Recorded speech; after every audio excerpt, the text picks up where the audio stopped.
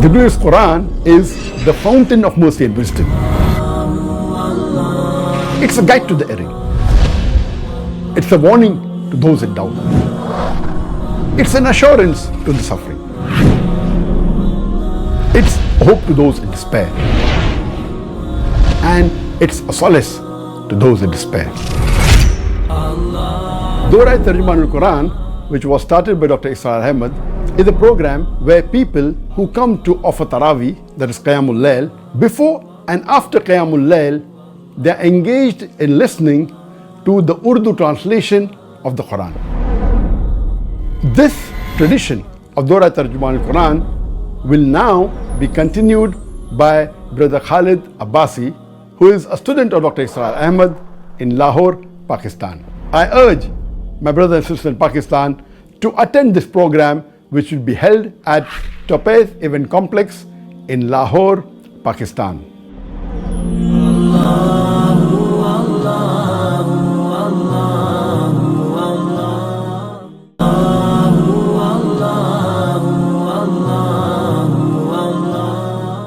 اور اللہ کی آیات کے اوپر ہم نے کتنا وقت صرف کیا. آج اپنا ذرا اسلامک ریزیومے بنا کے دیکھیں, ہم نے کتنا وقت لگایا اللہ کے راستے میں, ہم نے کیا چیزیں سیکھی, ہمیں کیا آتا ہے. یہ ہماری زندگی یا ہمارے کاروبار, یہ ہماری, ان سب سے منع نہیں کیا اللہ تعالیٰ نے. اللہ نے جو نعمت ہمیں اس دنیا میں دی ہوئی ہے, اس نعمت کا ایک مقصد ہے, اس نعمت کو استعمال کر کے جنت میں جانے والا بننا.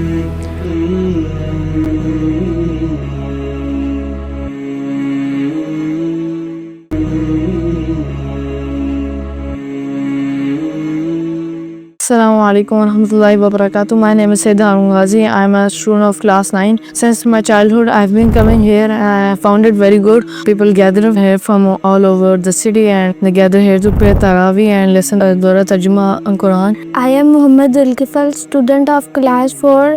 Dorai Tarjuma Quran is fully recommended to you. I have learned many things from this. All families gather here from all over the city and especially we listen the Dorai Tarjuma Quran from Naveed Abbasi Sahab. I would also recommend you to coming at Haveed Market.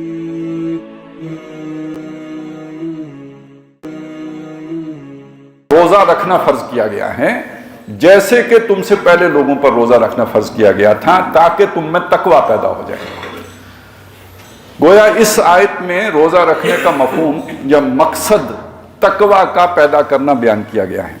دیکھیے, تقویٰ وہ شے ہے کہ جو ہماری پوری زندگی کو سیدھا رکھتا ہے. تقویٰ وہ چیز ہے جو ہمیں دین پر چلاتا ہے. دین پر چلنے کے لیے جس چیز کی ضرورت ہوتی ہے نا, جیسے گاڑی کو چلانے کے لیے انجن چاہیے لیکن پیٹرول کے بغیر نہیں چلتا, تو جو طاقت ہمیں دین پر چلاتی ہے اس طاقت کا نام, اس جذبے کا نام, اس قوت محرکہ کا نام تقویٰ ہے. اگر تقویٰ نہیں ہوگا تو آپ کو دین کے بارے میں بے شک معلومات ہوں, آپ دین پر نہیں چل سکتے. آپ کو پتہ ہے نماز فرض ہے, اگر اللہ کا ڈر اور خوف نہیں ہوگا تو کیسے نیند سے اٹھ کر بستر سے نکل کے پڑھیں گے. آپ کو معلوم ہے کہ سچ بولنا بہت اچھی بات ہے اور جھوٹ بولنا یہ انسان کو ہلاک کر دیتا ہے, لیکن اگر اللہ کا خوف نہیں ہوگا تو جھوٹ لوگ بولتے ہیں. جانتا ہوں ثواب طاعت و زہد پر طبیعت ادھر نہیں آتی, طبیعت ادھر تب آئے گی جب تقویٰ ہوگا, تقویٰ نہیں ہوگا تو طبیعت ادھر نہیں آئے گی. تو تقویٰ کدھر سے ملے گا, کہاں سے ملے گا, کیسے حاصل ہوگا؟ تو یہاں اللہ تعالیٰ نے بتایا کہ یہ جو روزہ تم پر فرض کیا گیا ہے یہ تمہارے اندر تقویٰ پیدا کر دے گا. اب آپ سمجھیے کیسے پیدا کرے گا.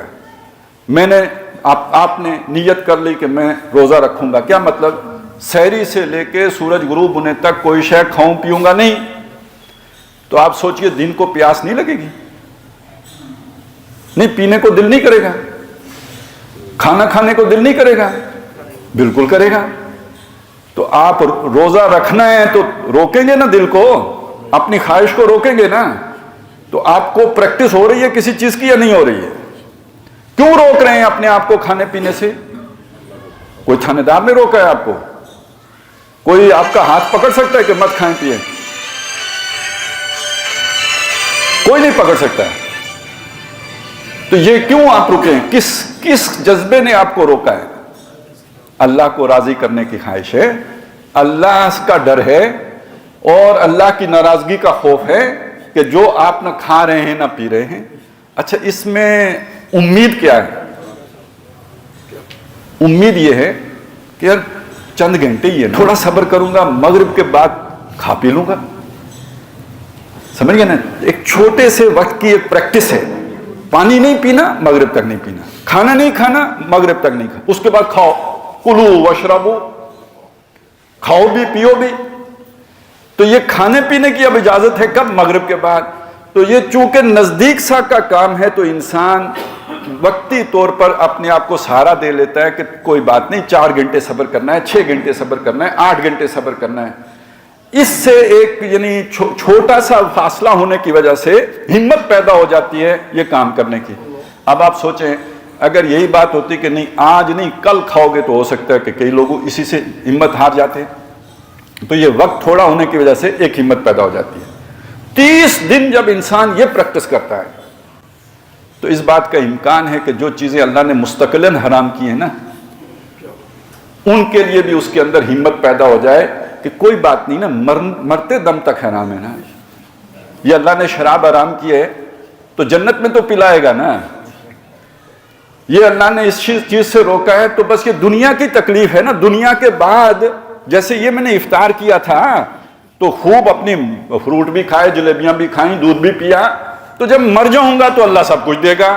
تو یہ میں اس زندگی کے حقیر سے وقفے میں اپنے آپ کو اس چیز سے روک لوں جس سے اللہ نے مستقلاً حرام کیا. اب آپ کو سمجھ آ گئی نا کہ روزہ کس طرح ہمارے اندر تقویٰ پیدا کرتا ہے. میں زیادہ تفصیل میں نہیں گیا, زیادہ باریکیوں میں نہیں گیا, موٹی بات آپ کو سمجھا دی کہ چھوٹے وقت کا دورانیہ رکھ کر ایک پریکٹس کرائی تاکہ ایک بڑا روزہ جو پیدائش سے لے کے موت تک کا روزہ ہے, اس میں جن چیزوں کو منع کر دیا ہے ان سے بھی اسی طرح منع رہیں جیسے اس روزے میں پینے کھانے سے منع رہتے ہیں.